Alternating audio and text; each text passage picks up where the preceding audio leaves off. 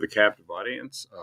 This is Kevin Horn. We're back here with another live episode. Flying solo tonight. Hopefully, going to bring you some very interesting headlines. And as I just perused the headlines, of course, we've seen that the all but one major race in Oregon, has been resolved in the 2024 election. That's supposedly ended November 5th, but as we know, we have election month. It goes on for quite a while. But there is one race that's still lingering right now, and that is the race and I'm trying to find the article here. It's Tracy Kramer, and she is a state representative, and she's running for reelection. And I'm trying to remember the name of the district here, but I'm going to pull it up on my screen here in just a moment. But the other day, I think it was on Saturday, I looked, and she was only losing by one vote. That had since increased to 30 some votes, and then 104 votes as of yesterday. So what's at stake? Well, there's actually quite a lot at stake. In this race, Republicans, if they do not find a way to pull it out, and you might say, well, how could they pull it out now? Isn't the election over? Well, not exactly. The way this works is that ballots could continue to come in all the way until a week ago yesterday and be accepted. And then once received, they had to be counted. Also, all along the way since the 5th of November, which is 2 weeks ago, ballots have arrived that had to be set aside because various things were wrong with them. In particular, when they check the signatures, some signatures are rejected because they don't match the signature on file, which is often taken from the DMV records of which you sign on the back of your driver's license. And if that signature doesn't match what it says on the ballot, it gets rejected. And it's done by some combination, depending on the county, of machine checking to see if it's similar.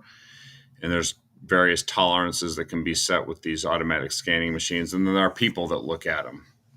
And if they agree, then those get set aside, and a letter gets sent to anyone who has their signature rejected, saying they have 10 days to cure that signature by coming into the elections office and submitting their signature in person, where they would presumably show some kind of identification. I have no idea if that actually happens because we don't really have voter ID in the state. But when they submit a new signature, that becomes the new signature, and then the ballot is accepted. As it would happen, there's always in each county dozens to hundreds, sometimes thousands, depending on the election, such ballots. Others are also sometimes rejected for various other things that don't appear to be right with the ballot, but that's the most common one. Well, there are a bunch of these signature challenge ballots still outstanding.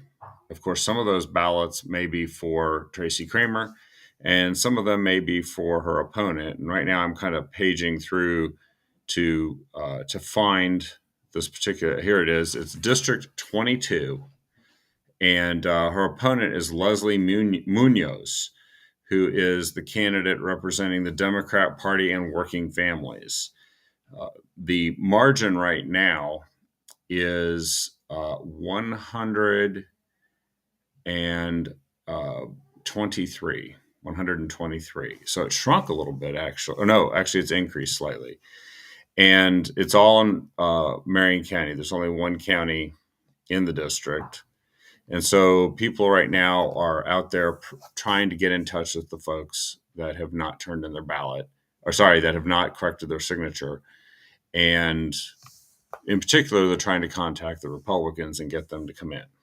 So that's what's happening. That's kind of big news because if Republicans are not able to pull this one off, then their caucus will shrink by one, and they will be in what's called the superminority. And the superminority, unfortunately, is a bad place to be in Oregon, because that means that, in this case, the Democrats could pass taxes, among other things, but taxes in particular, without needing a vote of the people in order to do that. And if they don't have a super majority, then they can only take taxes and refer them to the ballot for the voters to vote on. And, well, voters may not be in a particularly good mood towards taxes, just like they are concerned about the cost of living, the cost of rent and mortgages and inflation as a whole. They just got done rejecting Measure 118, which was what would have amounted to a sales tax, a tax on businesses, revenue that would be passed on as price increases, provided that business could do that. Well, this would mean the Democrats could then start raising taxes in Oregon. And the reason why they can do it is because they already have a supermajority in the state Senate. The state Senate, Senator Tim Knopp, who we've had on this program many times, was no longer able to run for his position because of the walkout and the decisions by the court based on the constitutional amendment that barred him from running again, as well as several other Republicans. And that seat was already a very difficult one to win in re-election, and went to a Democrat. So the Republicans lost a state Senate seat this election. And if they lose a state House seat, which looked like it was pretty well in hand on election day, but is obviously now not, then that superminority status for Republicans means that they can complain, but they can't stop anything, at anything. And this is going to have some far-reaching consequences for the state, because Democrats love to raise taxes, and they probably will. And they'll do it in such a way that they don't really have to sell the people of Oregon on it. They just do it, and then it shows up in your tax bill. Now, having said that, I think we're going to see the Democrats raising taxes at their own peril, but it is something that, once they don't have the constraint of getting Republicans to go along with something, they will probably end up raising taxes to fund a bunch of programs that they say we absolutely must have, which are going to be some of the same programs that they've been funding all along. It just changes how the state legislature works and how the governor will work with them. Also, in political news here, Christine Drazan has been elected as the House Minority Republican leader. And as of now, if the result in House District 22 stands, it would be the leader of the superminority. As you know, she was the 2022 Republican nominee for governor, who lost by approximately 2% to Tina Kotek. There was a third candidate, Betsy Johnson, in the race as an independent. And she then ran in the primary against James Heeb, the incumbent, for the district that she used to serve in, and defeated James Heeb, and then has returned to the House by winning in the general election.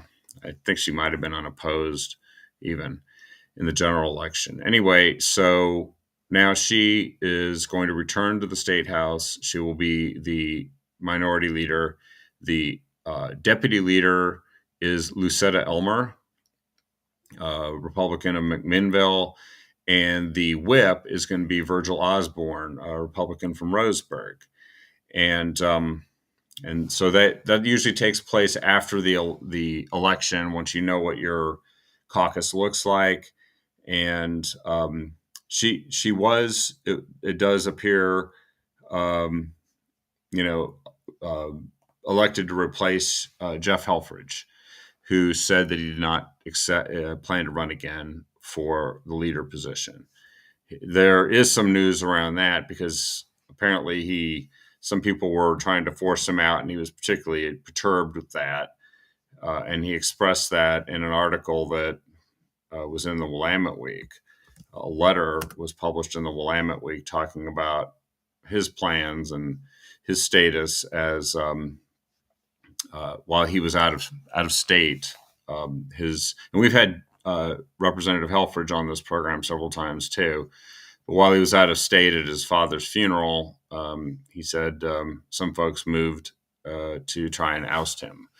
So anyway, politics. There's politics that you hear about in the public, and then there's the politics that actually happens behind the scenes. And sometimes that's also known as sausage making. It's pretty ugly, and it tends to result in, fisticuffs that you might not hear about until later. But we're bringing it to you right now. So Republicans have their leadership team in the House. I do not know the status of the Senate leadership team. I haven't seen any news published about that, other than the fact that I think uh, uh, Daniel Bonham will continue almost certainly as the Senate minority leader for the Republicans in the state Senate. And so stay tuned on that, because I think there's going to be more news coming in the coming weeks to exactly what can we expect. And I know that we'll probably have one or more of these state representatives and state senators on to talk about what that's going to look like here. It's really being settled now based on what happens with all the stuff that we just talked about, which is that how many seats will they have, who composes that new minority in each house of the state Senate, and frankly, what do the Democrats who run everything, what will they decide to do? There is going to be a Tina Kotek reelection, almost certainly taking place, and that is going to shape a lot of what happens in the next 2 years here in Oregon, besides what's happening at the national level, which is something that I do want to spend a little time on and share with you precisely what's happening there. We definitely have here, I found the article that I was promising to share with you. Let me just post that here. So this is the article kind of talking about what happened behind the scenes with Jeff Helfrich. And then here is the article that talks about what's going on with the super minority and Tracy Kramer. But you can go to OregonVotes.gov and you can see, and I'll just post a link to this, and you can just scroll down, click on the election results and scroll down to State Representative 22nd District. I'm posting a link directly here. You can go and check out those results and monitor them in real time yourself. Technically, there are ballots being cured right now with the assistance of volunteers, with the observers, and certainly the local Republican Party in Marion County is watching this very closely. But they may need your assistance. I suggest that if you want to see if you can help with what they're doing, then get in there and check it out. Contact the Marion County Republicans or Tracy Kramer's campaign. So a little bit more Oregon news here. And there's been, they turn the page usually and they start talking about what they're going to do policy-wise here in Oregon. Well, just the other day, the top leaders that are supposedly shaping housing strategy here in the state of Oregon, as well as Washington State and British Columbia, met in a big confab in Portland to, quote, plot supercharged housing strategy, unquote. When I first saw this article yesterday, I kind of laughed because these are the same people that have been driving the bus here for several years, and housing, the situation with housing has not improved at all. Plus, it's been conflated with homelessness as if the solution to a fentanyl or meth addict's issues is to hand them um, keys to a condo. That's just, it's absurd. It's not going to resolve the root causes of that. However, there is also a housing shortage, and the cost of housing and rent have become a component of inflation, which has really impacted people and made it difficult for some things that our economy needs to accomplish, like when businesses want to attract workers and they can't find any affordable housing, but they can't afford to pay them more for that category of work that they're doing. That exists all over the state. But this group met to pat themselves on the back because this is specifically a housing first bunch. They're obsessed with making sure that we just build enough housing and then we figure out how to solve all the addiction problems later and the mental health problems later, in a state that's like 50th in the country in providing drug treatment and mental health treatment, which was supposed to be funded by Measure 110, which we now know is the failed Measure 110 that tried to decriminalize hard drugs and then was scaled back slightly by the last state legislature so that Dan Rayfield could get elected as Attorney General. And I'm just cutting to the chase here because it's absolute truth. But the people who met in Portland, uh, I'm not seeing Tina Kotek featured prominently here. What I am seeing is that there's several Washington state governors, past and present, as well as future, that were the main featured speakers at this. There's also another person who appears to have lost the race for Portland Mayor, Carmen Rubio, who was another featured speaker. So a bunch of out of staters, at least one big loser, and they just got together and talked about how they just need to spend more money and time doing what they've been doing. And they're describing these as bold policy measures. Now, there was one interesting thing that we'll probably keep an eye on. It's called mass timber. It is a version of timber that is being specialized in here in Portland, in Portland and Oregon, and is being featured in Portland as a building material alternative to concrete and steel, with the assumed promise that it would actually revive our timber industry here in the state of Oregon. Of course, there's some environmental groups that are against it and fighting against it. That should come as no surprise. But they talked about this at the conference too, and I guess did a tour of this at the Port of Portland to see what some of those building materials look like. But this is what they did, and I found it interesting that at the same time that this article was appearing, uh, in the Kotek can only do one thing at a time. I don't even know if she can do one thing at a time because she's kind of failed at even that. But I just posted the article that I just told you about. But what I noticed is at the same time that this article appeared, another article had also appeared. And this article said, and I have no idea, it doesn't appear that this conference really talked about this. It said homelessness is increasing faster than Portland area counties are moving people into housing. And it spells out the numbers in quite some detail. Multnomah, Clackamas, Washington County, they spent nearly all of the $335 million in Metro Homeless Services tax collected in 2023 and 2024. And despite doing that, this lays out how, as they move people into emergency shelters, doesn't mention anything about whether these folks are leaving behind doing fentanyl, but it says that they've gotten them into that. And then apparently there's even more people that are showing up from somewhere that need housing. So, and they spell it out by county. Multnomah County said there were, and they talk about people becoming chronically homeless as if that's just sort of a state that descends on you. and has no particular cause. They don't mention the cause. They said in Multnomah County, 554 households became chronically homeless, while only 419 entered housing.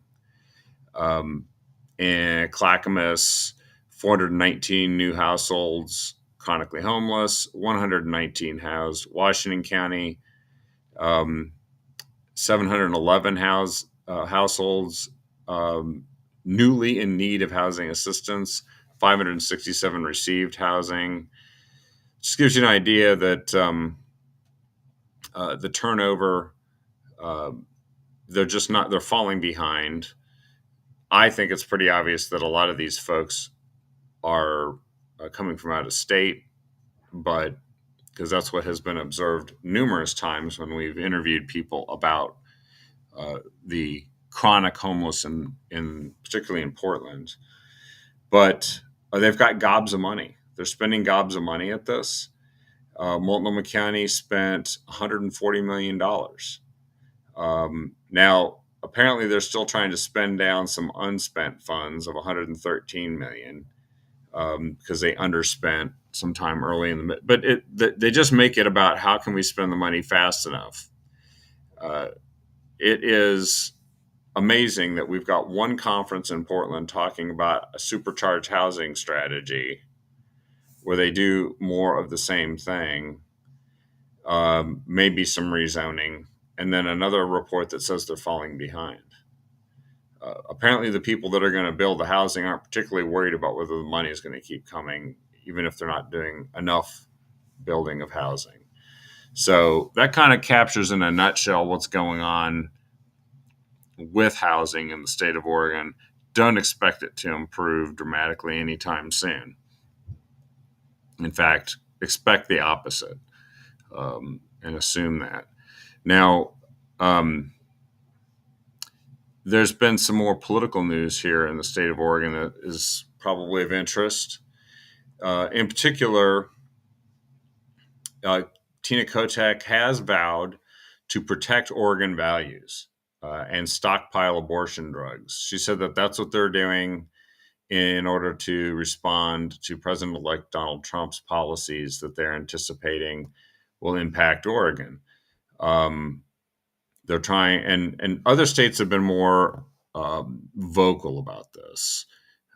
In other states, they've called it Trump-proofing the state. Gavin Newsom in California, Pritzker in Illinois said that if you want to come and after my people, as he put it, which he's referring to the illegal migrants that have streamed into Illinois, particularly Chicago, that you have to go through him to deport them. Colorado Governor Jared Polis, another Democrat, announced that they're going to create a group with him and Pritzker called Governors Safeguarding Democracy. It's a group of Democratic states to coordinate their efforts to oppose Trump. Kotek has not joined this group, interestingly enough. She seems to be taking more of a wait-and-see approach. She said, look, we don't know what's coming. There's a lot of rhetoric. We got to see what's actually being proposed, but we're not waiting. We're trying to understand, are our laws strong enough in the environmental area and when it comes to reproductive care and when it comes to immigration? We're looking at all those things, but until we know exactly what the new administration is proposing, it's a little difficult. I think the new administration has been pretty clear about deporting illegal migrants that have come in during the Biden administration, particularly starting with criminals and people who've already had their asylum cases defeated and been ordered to leave the country. And according to this report, an estimated 120,000 people living in Oregon lack documents proving legal residency, which is that's like saying that we've got 120,000 people driving cars that lack documents proving that they are licensed to drive the vehicle. It's the dumbest way to say it. It's like they're here illegally, but they are doing everything they can to jump through every hoop to sound like they aren't going to offend anyone. But I think also Tina Kotek knows that if they go way out of their way, that number of 120,000 could easily expand, especially as other states cooperate with the feds, and especially when it comes to the most egregious category of people that have been let into the country, which we know uh, the Immigrations and Customs Enforcement issued a report in late September stating that as of July, the Biden administration had allowed 650,000 people identified with criminal records that they caught at the border, processed, and then released into the country. And they broke it out by category, including murderers and rapists. So Tina Kotek's probably noticing that maybe people in Oregon would not love it if more of these folks came to Oregon in order to seek the protection of a sanctuary state, because that could mean tens of thousands of criminals flowing into the state of Oregon, could be very unpopular. But look, if she doubles down on this, as people like Val Hoyle have, in the remarks that she's made after the election, maybe this is not going to be good for Tina Kotek's reelection. Some of the Democrats are crazy enough just to say it anyway and believe that their number one job is to make sure that illegal immigrants can stay in the country. I don't know about that, but yes, that's true. She did. She has been Tina Kotek has been stockpiling the RU 486 abortion pill. That's been one of the things that she's been advertising here lately. There's another story which kind of goes into some more detail about that. I thought I had it in front of me here, but yeah, that's what they're doing. By the way, there is also some data on abortion which might be of interest. According to new Oregon Health Authority data, Oregon late-term abortions have doubled. So when they say that abortions are threatened by the Dobbs decision in Oregon, and you see Democrats campaigning on it, many of them did. Many of them even lied about their opponent's stance on this with regard to a federal regulation of abortion, as happened in the 4th District race with Monique Despain. Turns out, actually, the number of abortions is growing, even late-term ones, which Democrats used to tell us didn't happen. So, stay tuned, because I think you're going to see a lot more data in the coming weeks and months about how the Democrats have basically lied to get through this election. And in Oregon, it seems to have paid off. Dick Hughes wrote a column here, which I've only managed to skim so far. And it's just his summary of what he thought happened in the state of Oregon this election.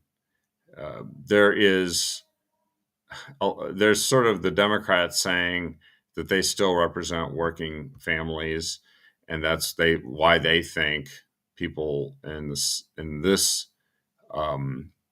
state supported them. But he also pointed out that the business community has managed to push back in places like Salem and Portland, which means that the business community is not without muscle. And you can read more about what he says about that.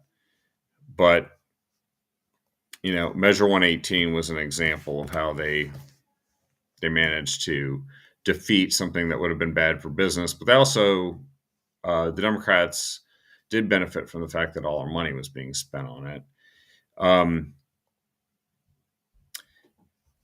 Ranked choice voting in Portland, as we know, it was defeated statewide. And a lot of Portland voters probably don't remember voting for ranked choice voting in Portland, but it was totally confusing. I saw what it looked like. You have 30 candidates, you don't know who they are. And in the case of city council, you could have 3 people elected.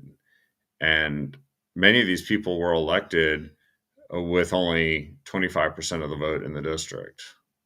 So there are people still trying to figure out what happened and what the effect of their vote was in this election. It's just like we predicted. It was total chaos. It's nonsense.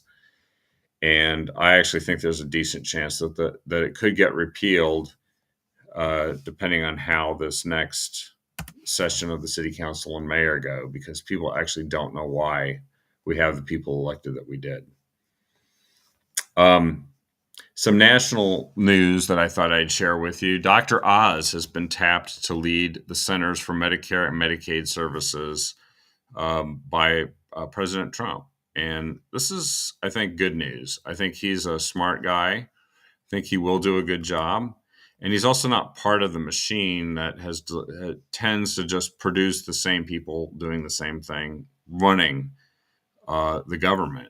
It continues President Trump's trend of naming people who are outside of the swamp, outside of the establishment, and it's good. We're going to continue to see more of these, and there are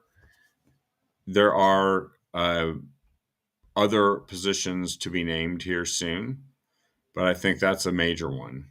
And that's one to keep an eye on, because you can't change the system if you're part of it and you're so invested in it that you refuse to consider some of the real transformations that are going to be needed.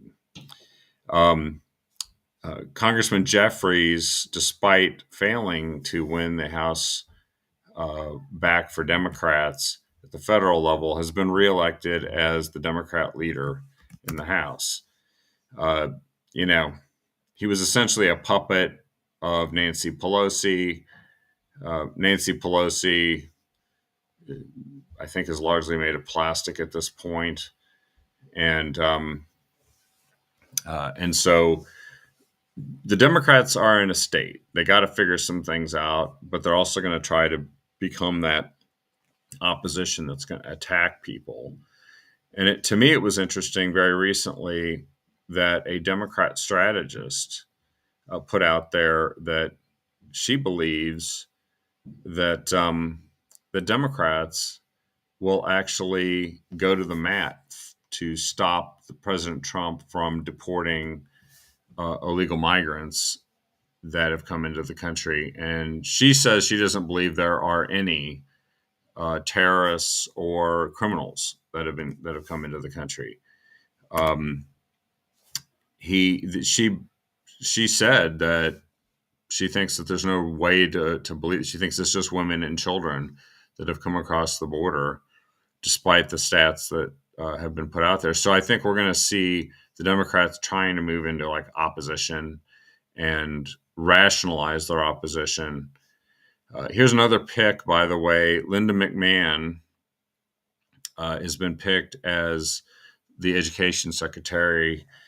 She is she was the Small Business Administration leader during his first term in office, and she's the one who's kind of connected as the co-founder with World Wrestling Entertainment, along with her husband Vince McMahon.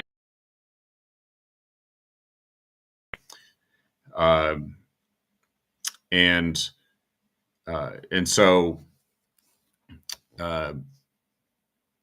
apparently two of the intelligence watchdogs are saying they will not resign with the new administration, which I don't know the full story on that, but we know that cleaning out what's been going on with our intelligence and our law enforcement is going to be super important. We already know that Matt Gaetz has been named as President Trump's nominee for Attorney General. So anyway, that's a little bit of national news for you. I wanted to keep the show kind of short today. I'll end with one kind of interesting tidbit, which is that the Democrats are starting to eat themselves a little bit, and I think it's good. And here's one specific example. Right now, some Democrats are saying that maybe they were wrong in their messaging on defending biological men playing in women's sports. Was, of course, the whole bathroom issue. it's funny because when this was mentioned by Jen Psaki, who used to be the spokesperson for Biden, uh, responded to this and kind of said that that the congressman who said this was wrong and just didn't understand how to message on this. The congressman actually is not from Ohio; he's from Massachusetts. His name is Seth Moulton.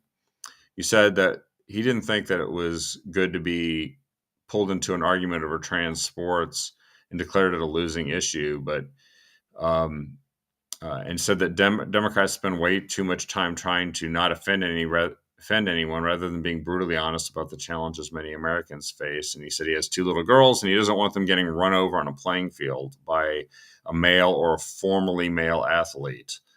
Um, and he said, as a Democrat, I'm supposed to be afraid to say that. But Jen Psaki disagreed and said, reflection is good, but if this were actually an issue at thousands of schools across the country, it would be worthy of a debate.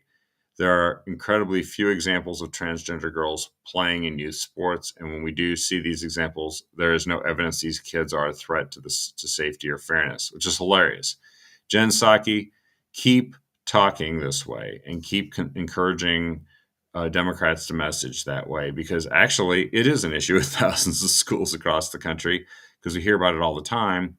And everybody knows an example of this somewhere within their state or within their network, personal network of contacts, where there's somebody doing this. We've also, of course, seen reports of where girls have been injured in sports by a biological male. And it is leading to people withdrawing from these sports and withdrawing their kids from these schools. The other battle that went on is between John Oliver and J.K. Rowling. J.K. Rowling is the author of the Harry Potter novels. John Oliver's a comedian, and he has a show he does on HBO, and he's convinced that Democrats just didn't know how to message correctly on the women and men's sports issue. He said, here's the messaging. There are vanishingly few trans girls competing in high schools anywhere. And even if they were, trans kids, like all kids, vary in athletic ability. There's no evidence they pose any threat to safety or fairness.